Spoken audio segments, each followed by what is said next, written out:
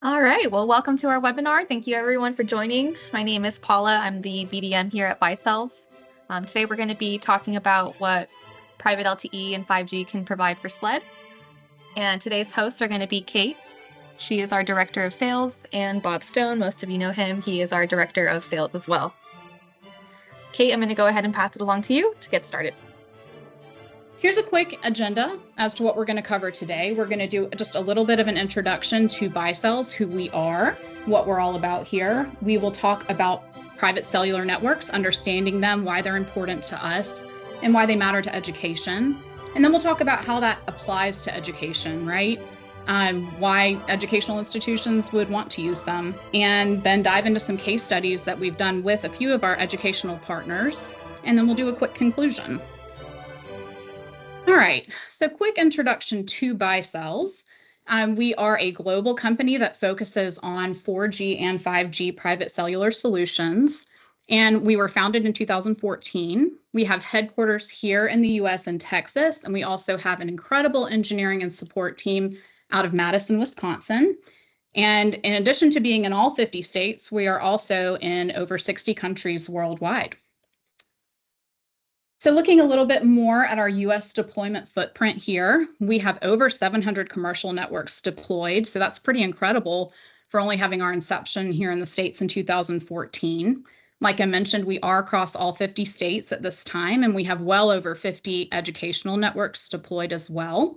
And if you look just down here, we've got a smattering of several of our partners in the educational space, and a few of these we will dive into with our case studies here later in the webinar. But we have a lot of great information in those, and a shameless plug for our YouTube channel. If you follow it, you should be able to see all of our case studies there as well.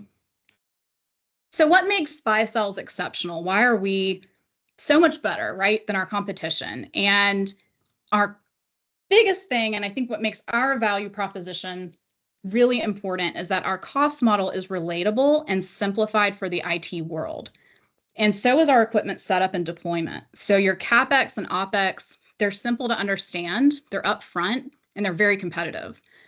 So many of you are probably used to the world of carrier fees and operational expenditures that seem endless and upfront, and just as well as on the back end for your future operating expenses. But BiCells has really made it, and they're proud of this value proposition that makes it relatable and simplified for you.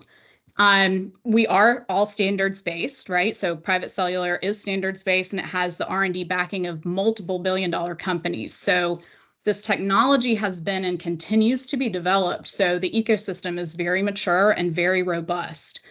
You can literally leverage thousands of devices that are SIM-based that are a part of this global ecosystem. BiCells also offers a full turnkey private cellular solution, both 4G and 5G options. And then we also make it your choice for how you want to manage the system. If you want to have a local EPC, you can do that. Or if you want it in a cloud, we have that as well. So we give you options. All right. So let's talk a little bit about private cellular networks.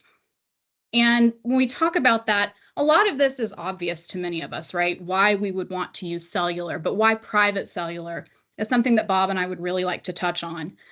So, of course, we've talked already about that CapEx and OpEx being lower. So it's obviously a very cost-effective solution. You're going to get exponentially larger coverage than Wi-Fi. We all know that Wi-Fi has limitations that private cellular does not. Wi-Fi unibands don't allow for as much power out as CBRS bands. So you can deploy less equipment than your traditional Wi-Fi setup with a private cellular network and get more out of it. It's inherently secure because of SIM authentication. So it's basically impossible to hack. You're going to have lower latency, better coverage, and higher capacity. And then, like we mentioned before as well, this vast ecosystem of compatible devices. There are thousands in band 48 and band 41 that can connect to your private network. So Bob, you've lived this for a while. I would love if you could just kind of walk us through real life scenario, why this matters so much. So thanks, Kate. We all have our cell phones. We all know that that cellular connectivity works. We have our devices. We don't know or care where that we know that we're connected to some tower somewhere, but we're provided bandwidth to our devices where we have a secure network, and we've got all the capabilities on our phones that we all love and need. In the world of IT and building a private network, however, we've really been kind of stuck in the world of unlicensed frequencies, 2.4 gigahertz, 5 gigahertz Wi-Fi, proprietary based solutions. And there's never been a real way to get that type of quality, carrier grade quality network that the tier one cellular operators are deploying versus what a small entity, a private entity, could have in their own network. So we're used to IT solutions with Wi-Fi, and I need more capacity. I need more coverage. That means I need more access points, and that means I have more interference and more troubles with my network. And we have limited reach. I can't get out beyond my campus, out to the neighborhoods where I've got students out there that need more coverage. That means I need more access points, and that means I have more interference and more troubles with my network. And we have limited reach. I can't get out beyond my campus, out to the neighborhoods where I've got students out there that don't have internet access at home. How do I reach them? How do I get those students online? How do we bridge this digital divide? So there's so many different differences between what we've been able to do historically in a private network versus what we could do with a carrier network, which is why pretty much every school district also uses carrier MiFi devices to send home with students to be able to get those students online. Well, that's great, but when you're sending home those carrier MiFi devices, you have no control over the network. It's a wide open broadband feed. So your 10-year-old student takes the MiFi device home to do his homework, but his high school age big brother takes the MiFi device and he's surfing who knows what, and playing Xbox on his with his friends, and still the 10-year-old student isn't able to get online. So with private cellular, now you've got the ability to build the same carrier grade network, reach those students at home, but you can also layer in your content filtering. So the network that you've got on your campus, what your student sees while he's sitting at his desk, he's going to get that same content sitting in the park or sitting in his house or wherever he is. He's able to be connected to the campus network. So there's that factor involved. So there's no real debate which is better, Wi-Fi or cellular technology. The debate is how can I build a cellular network on my own? I'm not a carrier. I don't have 400-foot towers. I don't have billions of dollars in budget to do that. Well, we don't need to do that anymore. The reason that there's been this discrepancy between the public and the private networks in the past has always been frequency.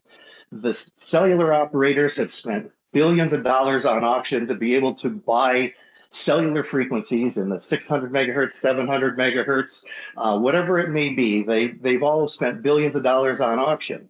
Well, us little guys building our private network, we don't have that ability. Well, now in the last 7 to 10 years, we have come with a new frequency band called CBRS.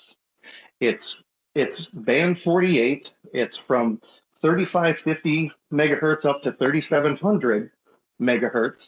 And this is now an available shared frequency that allows for LTE and 5G transmission, but it's not the same cowboy where anyone could put up a Wi-Fi access point and you have no idea where the interference is coming from and the collisions. For some reason, my network is failing, but I have no idea why. And it's somebody over there is, cranking up the power on their Wi-Fi and it's crashing your network. This is not the case in this new frequency band. CBRS is a shared spectrum that the FCC has been able to negotiate back these channels from the U.S. military. The DoD has been using these frequencies for military radar, really just to guide ships into port along our coastal cities. But it's been allocating this entire frequency band to the DoD. So we've got the interior of the country completely unused spectrum until now. So they started doing a trial with us, and they created a program with the Spectrum Access System, the SAS. And this allows us to build a private cellular network and get a channel grant from the SAS. Now, there's 3 tiers in this channel allocation program. There's where all of us are going to live in the general access. There's a second tier called the PAL, which is Priority Access License. And there were several companies like Verizon, San Diego Gas and Electric, some larger companies that bought these PAL licenses. And that just gives them a higher priority when they're transmitting over a general access user. And then the top tier, of course, is the DoD. They wanted to reserve the right, if and when I ever need this frequency, I get top permission. But really, anywhere across the interior of the country, this never happens. It's only along our coastal cities when they're bringing military ships into port. So to protect themselves, they had these, what they call exclusion zones, that would be kind of along the coastal cities, several miles inland, but the interior of the country pretty much unobserved or unprotected. So we've been able to build private networks using CBRS technologies, getting a frequency channel grant from the SAS, and having clean operation, no collisions, no interference from other users. And this spectrum allocation system is really coordinating the operation. So now I have the ability to build this carrier grade cellular network and reach out into my neighborhoods and get my students online and layer on so many use cases that leverage this ecosystem that has billions of dollars in development for the carriers, and now we get to take advantage of that R&D for our private networks. Now the CBRS, because it is a shared spectrum, it does have maximum power output. So we do typically, when we build a network, you're going to be within just a couple of miles from your transmission point. So a lot of our school districts that we have deployed, they'll put these systems on the rooftops of their building, and they be able to radiate out into their neighborhoods, within a couple of miles to get their students online. Some of our school districts have then partnered with their incumbent city and further expanded the coverage and partnered with the city for the city to have access for other smart city use cases, which only enhances the coverage area for the student network. Now, that's the CBRS frequency. There's also band 41, which is in the 2.5 gigahertz. And this is, if you are lucky enough to find access to it, you can really build a robust network.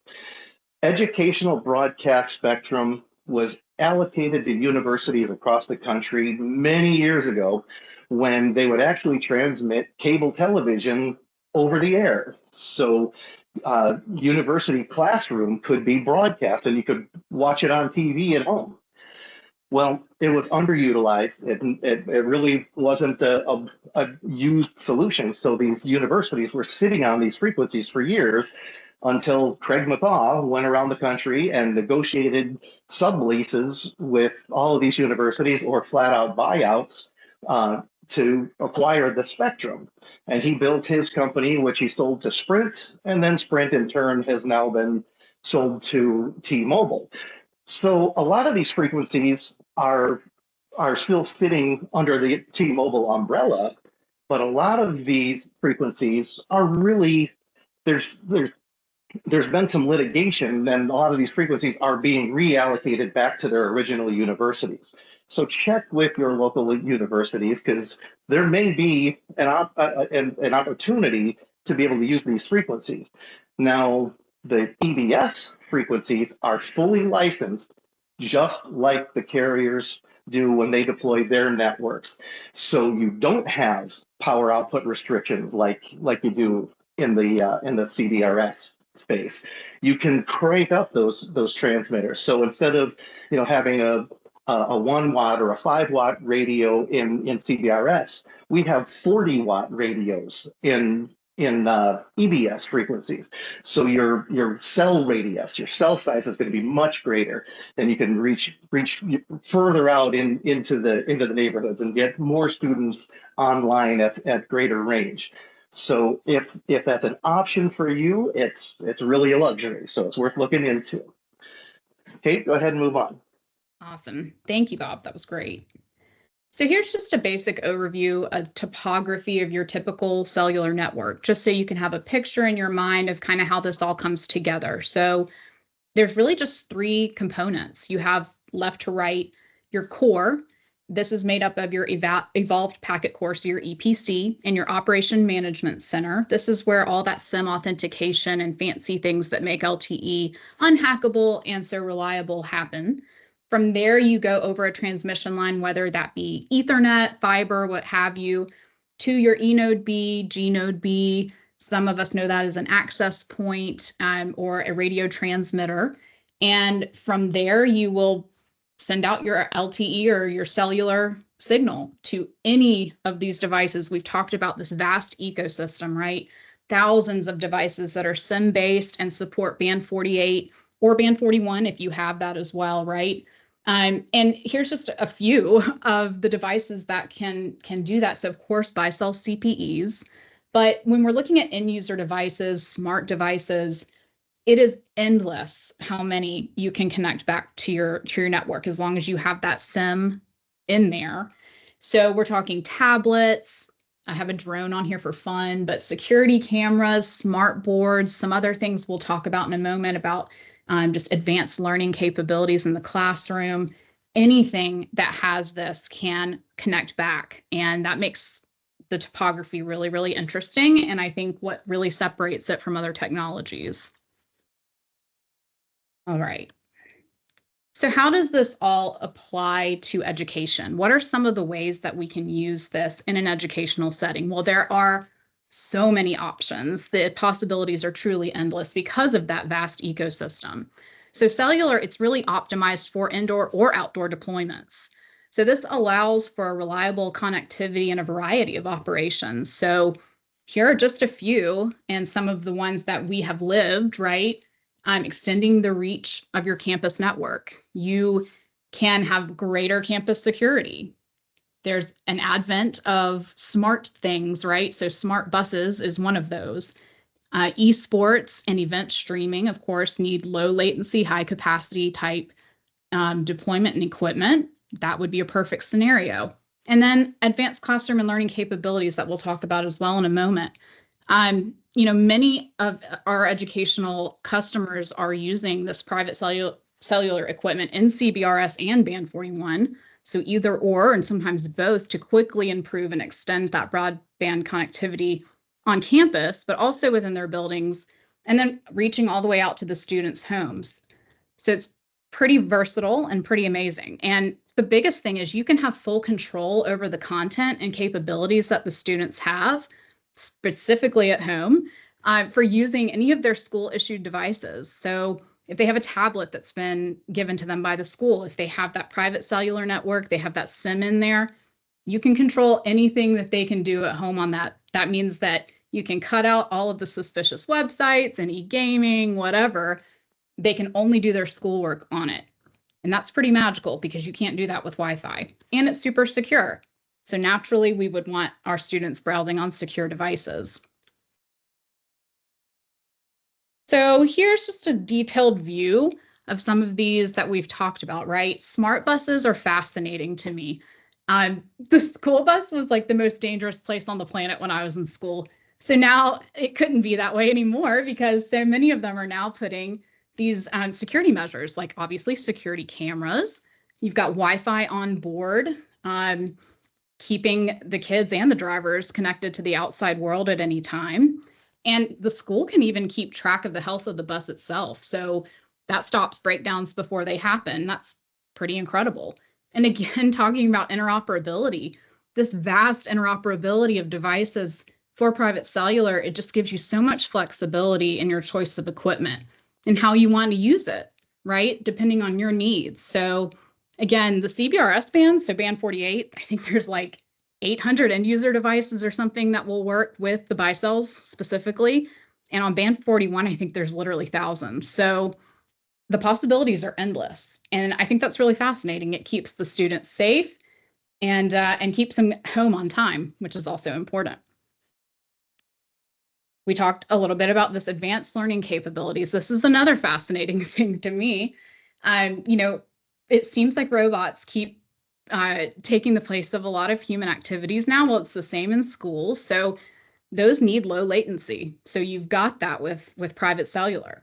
So low latency for that. You've got campus security again, cameras, security robotics as well there, and sensor devices. So things in the classroom, like your temperature sensors or, anything like that. Really, the possibilities are endless. And high capacity for coding. A lot of these students are learning that now. And really a lot of this interactive and immersive learning. So these smart whiteboards, projectors, resource management, any IoT device, and having access control, being able to actually keep track of attendance this way as well. And it's unfortunate for the kids at home, but if you're sick at home, you can still join the classroom and via this immersive learning if you've got that device with that SIM card. So you're still staying connected even if you're at home.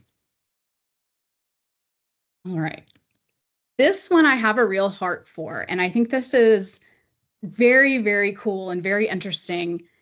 Esports. It's something I did not know what it was at first. And then doing my research, it's something that, it's no secret that since the pandemic, students have disconnected a little bit from each other, but certainly from the schools, right? And from learning.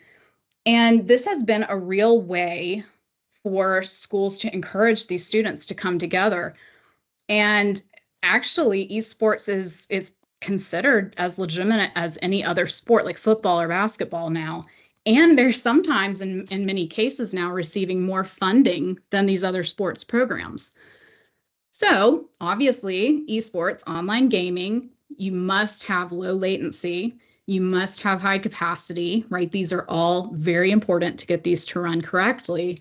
Well, as you can see in the bottom right-hand corner, the importance of latency, these are average measurements of milliseconds of latency.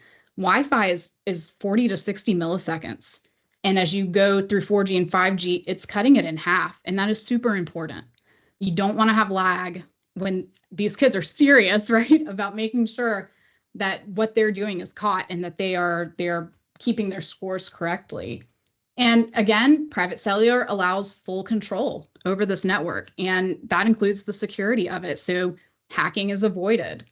And again, live streaming, it just demands a lot from your network. And it just requires things that public Wi-Fi or a public cellular network cannot provide without that security. All right, so Bob, I'm going to hand it back to you to talk about some of these case studies that you've lived through. Sure. So we've got a couple of case studies that we've included in this presentation, and almost every single one of them originated back when all the kids were sent home during the pandemic. It was shocking to learn back in 2020 how many students across this country didn't have internet access at home. It wasn't known. Several of our use cases that we've got lined up here, in talking to them, they thought as soon as the pandemic hit, okay, great, we'll just give everybody a laptop and send them home. We'll start class tomorrow online. Ma'am, I don't have internet access at home. So we had several very quick deployments. We worked with the city of Las Vegas here in a very short 45-day period. We were working with the city of Las Vegas on some smart city applications ahead of the pandemic. So we at least had enough momentum working with them that we were able to work pretty quickly. So within 45 days, we were able to deploy 100 of our Nova 436Q, which is this radio you can see here. So you've got 4 of these radios on the top of the building with 4 sector antennas pointing in each direction. So we have 360 coverage. We had their entire Clark County School District covered in 45 days, where all of the students could get online just by giving them some devices to take home and connect to the network. So that was something that we were very proud of, that just how quickly we were able to get this deployment done and get the coverage in place. But then since because this was in conjunction with the city of Las Vegas, then after this network was built to get these the students online, they were then able to layer in the smart city applications that we were previously talking about. In Las Vegas, for some reason, they have a high number of Amber Alerts. So they have cameras along all the freeways in and out of Las Vegas that are tied to the private cellular network. And they have license plate readers, and they can track cars coming and going. So they've been able to apprehend several Amber Alerts, just by having this, system in place. So many of our networks and our use cases, though they started with the school district needing to bridge the digital divide and get their students online, they've been able to evolve that network into something even more. Go ahead to the next slide. Okay. The UETN, similarly, the UETN is the Utah Education and Telehealth Network, and they are basically an IT company that provides fiber, bandwidth, engineering services to all of the school districts across the state of Utah. So they all work with all the school districts work with the UEM. In some capacity, usually, providing fiber and engineering services. But in 2020, again, when, the pandemic hit, the UEN actually purchased a hosted core, LTE core, which allowed all of the school districts to then ride on the UEN private cellular network and build their own. So one of the first to do that was Jason Ayer at Murray School District. He lit up his entire school district. He has fully covered every student that falls within the borders of his district has private cellular coverage. And he did this simply by putting a SLED with bricks on the roof of his buildings, and in each of the 4 corners of the building, radiating out into the neighborhood, and he has full coverage within his district. So all of the students are online. Now this all started back during the pandemic, but he's really evolved his network.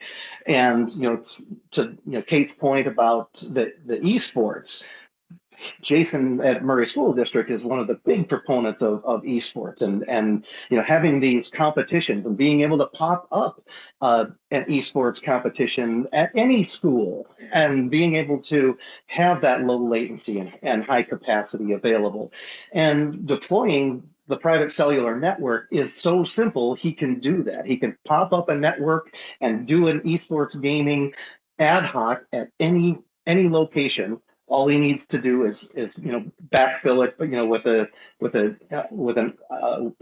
backhaul connection, whether it's fiber or Ethernet, and radiates a signal. So, but he's done so much more. He has security cameras throughout the schools. So obviously, security on our campuses is of the utmost importance. So they're doing these things. They've moved some of their classrooms. So obviously there's free public Wi-Fi everywhere on campus, but some of the more robust needs, where they're teaching a robotics class, they have to have low latency, high capacity. So the robotics is all on the LTE rather than the Wi-Fi. The coding classes, they all have tablets that are connected to the LTE instead of the Wi-Fi. So they I mean, Wi-Fi is not going away. It has its uses, but there are reasons and applications where the private cellular network makes much more sense. So in working with the UEN, we now have more than 15 schools across the state of Utah that are all have their own private cellular network built using BiCell's equipment, and they all tie into this common core.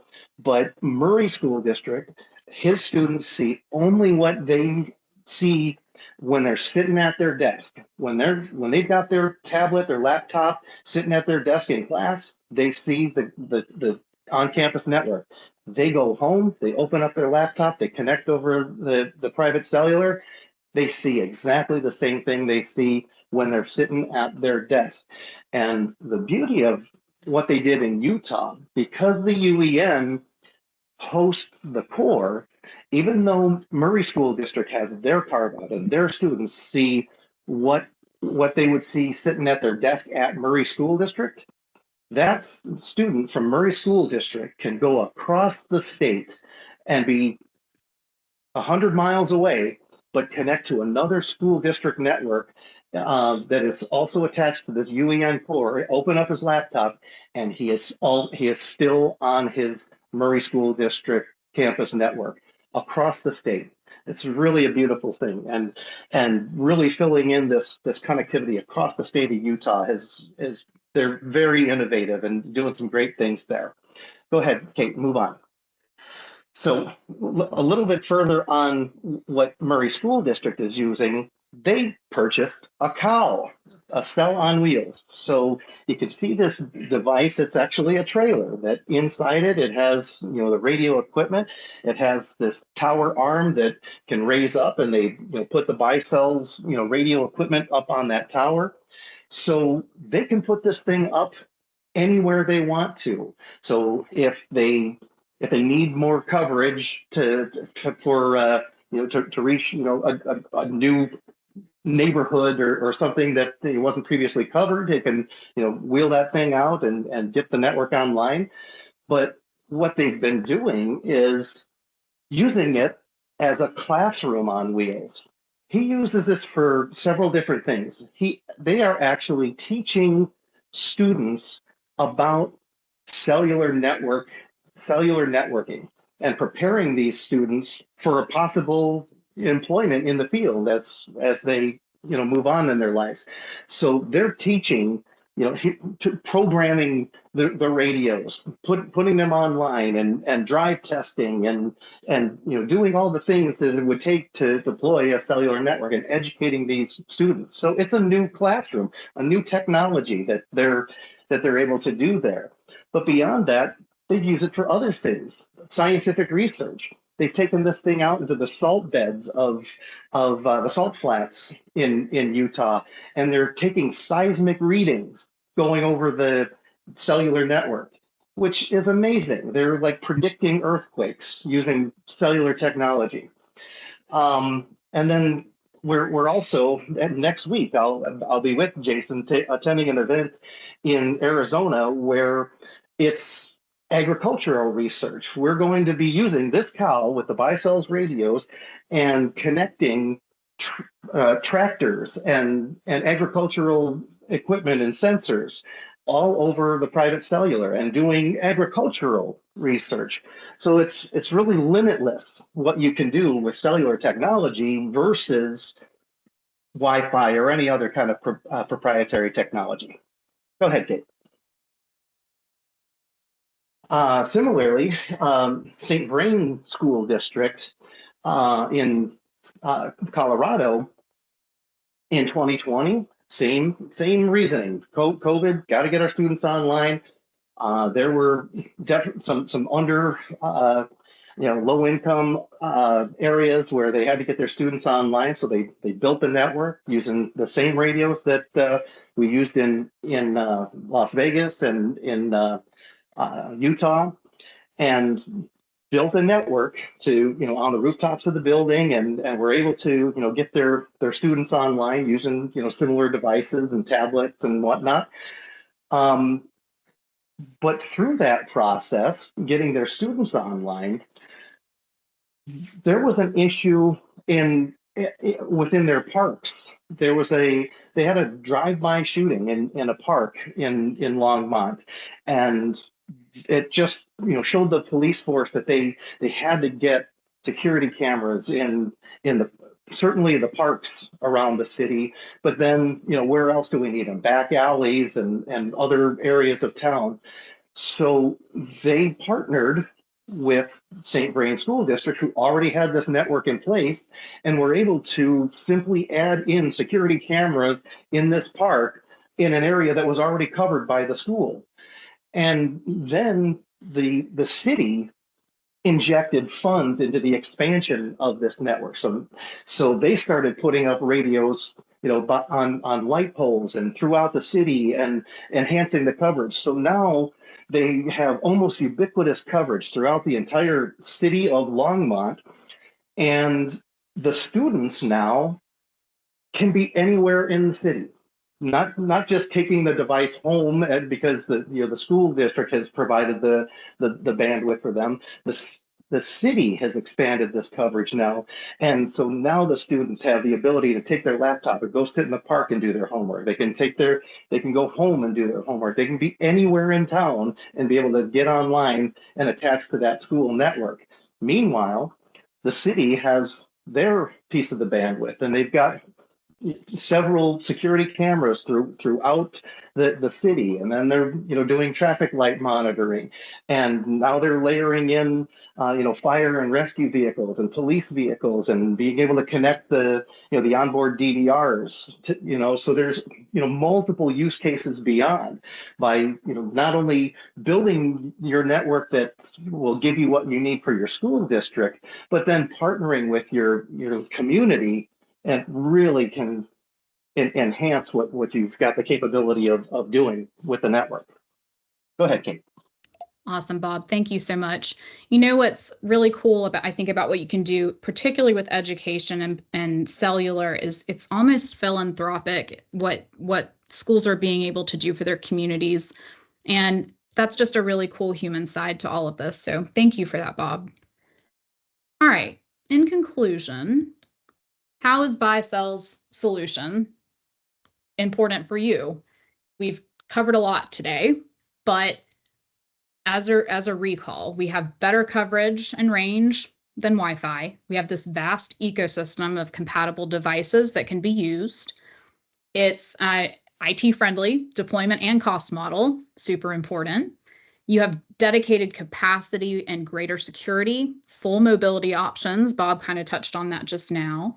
Lower latency, of course, and full network control versus your public cellular networks.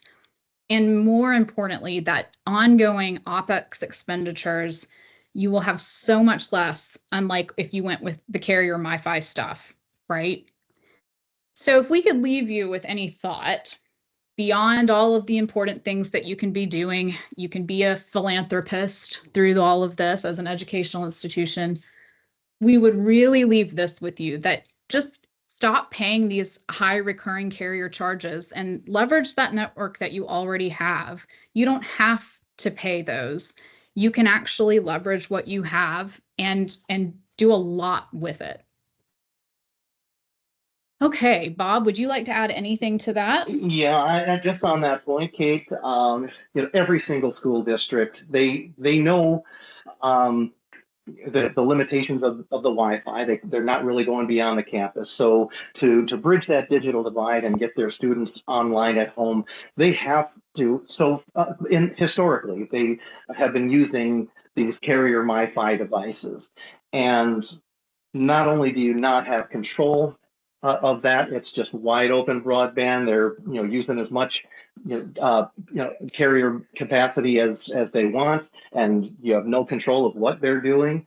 But there's a high cost to that. Even during COVID, Verizon had reduced their pricing to $10 a month, but that's gone back up now. I don't know what the current charges are, but even at $10 a month, I've had school districts that have more than 3,000 of these MiFi devices out. So even at $10 a month, that's $30,000 a month that they're paying for these MiFi devices. When all of our buildings, we've got bandwidth. We've got fiber to our buildings. Share that bandwidth you already have. Just radiate that out into your neighborhoods and expand your on-campus network that you already have. That's great. Hey guys, I don't mean to interrupt. We do have a question that came in. The question is, you are rebroadcasting internet source provided by others, correct? Bob, you want to take that one? Yes, that is true. So kind of that is the point that I just made. You already have the capacity already brought into your building. You have a network, so you're just leveraging that bandwidth that you already have and extending that out into the neighborhoods and radiating cellular signal from your school district buildings and out into the neighborhoods. Awesome. Any other questions?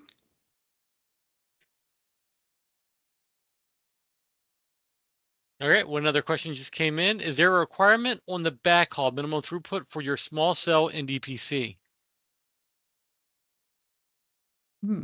Bob, you got that one, or you? So yeah, I don't know if I'd say there's not a minimum, but really it's going the more you have, the more you'll have to share.